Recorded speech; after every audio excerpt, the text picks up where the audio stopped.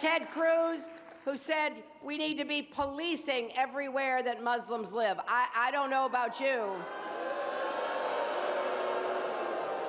That is not only offensive, that too is dangerous, because we want everybody to feel like we are together on our common defense against terrorism. Former Secretary of State Hillary Clinton responding to Senator Ted Cruz's proposal to monitor Muslim American neighborhoods in an attempt to prevent more terrorist attacks. We're back with the panel. Let's talk about this.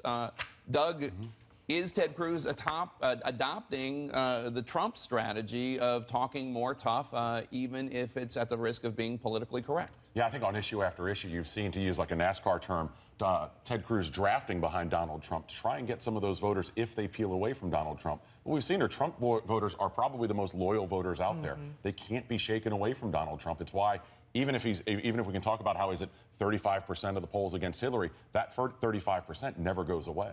Now, we can talk about the merit of the policy in a second, but Stephen, as an advisor to Donald Trump, do you see this as a blatant strategy by Cruz to try to mimic the frontrunner? Well, I think Senator Cruz has done a very poor job explaining what he meant by his comment about patrolling Muslim neighborhoods. Now, it's not for me to say what he's trying to say, but I would note that in 2013, Senator Cruz pushed an amendment to the Gang of Eight bill, which would have actually doubled immigration, including Muslim immigration. And if you look at polling, by a 10-to-1 margin, Americans, Democrat, Independent, Republican, Black, White, Hispanic, by a 10-to-1 margin agree that we should raise wages for people already living here instead of importing more foreign workers. So that's a very mainstream issue. So if you look at really two issues that Cruz has been very aggressive on, pushing more foreign workers and pushing offshoring and more so-called free trade deals, he's far outside the mainstream of the GOP and the American electorate. So we think we're going to do very well in Wisconsin by focusing on trade and immigration issues that appeal to the broadest swath of the electorate. And what's your take on the policy proposal? It's outrageous what Senator Cruz is saying, and we just got to call it like it is. I mean, to try to castigate any one group of people. I mean, my father is Muslim, for example. I met a Muslim young man yesterday at an airport. His father is from Mali.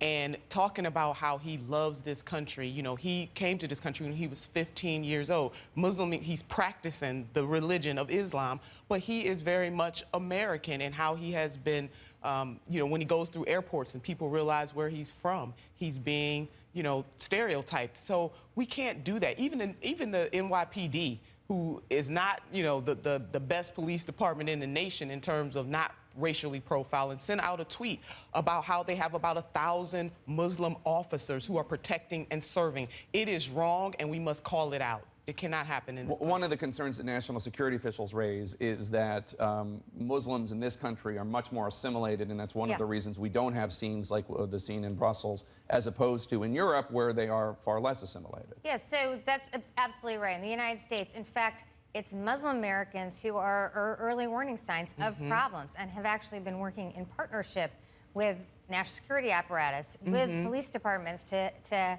highlight problems before they begin and actually challenge these issues. So that's why this is super counterproductive. It's actually, if you care about America's security, if you care about defeating ISIS, creating this rhetoric where we're in a war, the United States is in a war with Islam or Muslims, actually hurts, and it makes us more insecure in the Middle East and more insecure at home. What's your response to that? Because Mr. Trump obviously has been criticized for saying he wants to temporarily ban any non-U.S. citizens who are Muslims from coming in this country.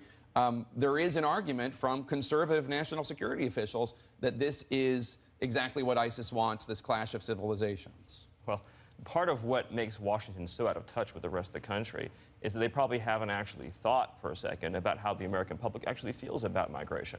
And whether you're in a low-income Hispanic community, a low-income Black community, or a community of any background, the reality is after admitting 59 million migrants since 1965, according to Pew, people are ready for a relief period. Now, with respect to Muslim migration in particular, we've shown that we can't effectively screen migrants. It's not just the San Bernardino case, which is particularly horrifying, but the Immigration Subcommittee in the Senate found several dozen cases in just the last year of foreign-born migrants involved in terrorism plots in the United States. So you have a situation where admitting people on the front end, bringing them into the country, and then spending literally billions of dollars involving thousands of police officers, prosecutors, and investigators trying to disrupt plots who are only taking place because of So, our migration policies. I just think it's odd to say you believe in the Constitution, you believe in freedom of religion, and then say we're going to target just one group based on their religion.